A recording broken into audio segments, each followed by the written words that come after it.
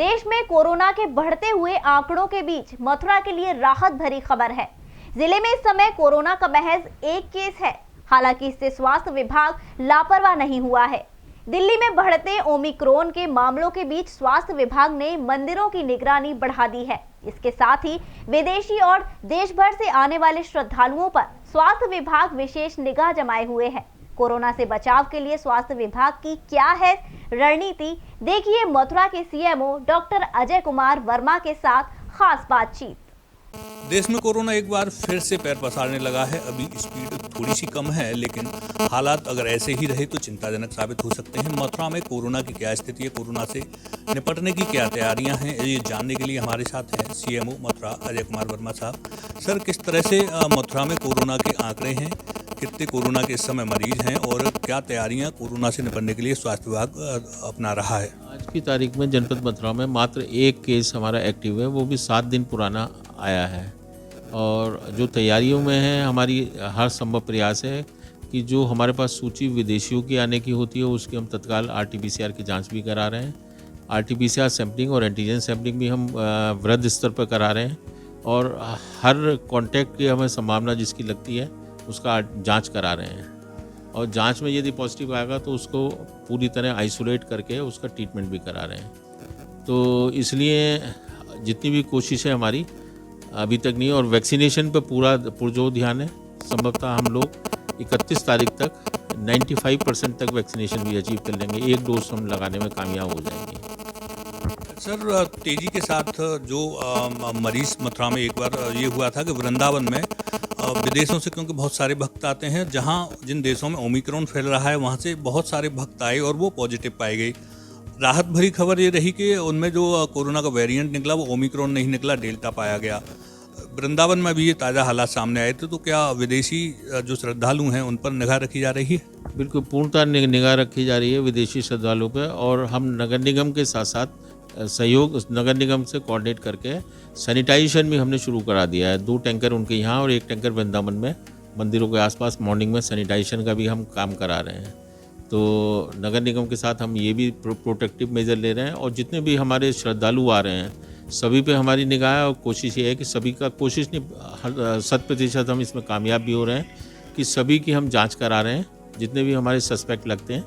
और जांच में हमने जेनेटिक काउंसलिंग भी कराई है। हमारा कोई भी ओमिक्रॉन से पॉजिटिव नहीं आया है। सर, दिल्ली में तेजी के साथ ओमिक्रॉन सामने आ रहा है। बहुत बड़ी संख्या में लोग सैटरडे और संडे को यहाँ मथुरा में आते हैं, दिल्ली NCR पूरे क्षेत्र से। तो आपने कहा कि विदेशी श्रद्धालुओं की आप लोग अभी निगरानी कर रहे हैं, तो क्या दिल्ली NCR से आने वाली श्रद्धालुओं पर भी विशेष निगाह है विभाग की? मैंने बताया ना, जितने भी मंदिर हैं हमारे, जितने भी श्रद्धालु आते हैं उन सब की हमने वृहद स्तर पर जांच करा रहे हैं। उसमें चाहे दिल्ली से आएँ और चाहे विदेश की तो लिस्ट हमें मिल जाती है। बाकी जितने भी हमारे श्रद्धालु आ रहे हैं सभी की जांच पे हमारा फोकस है।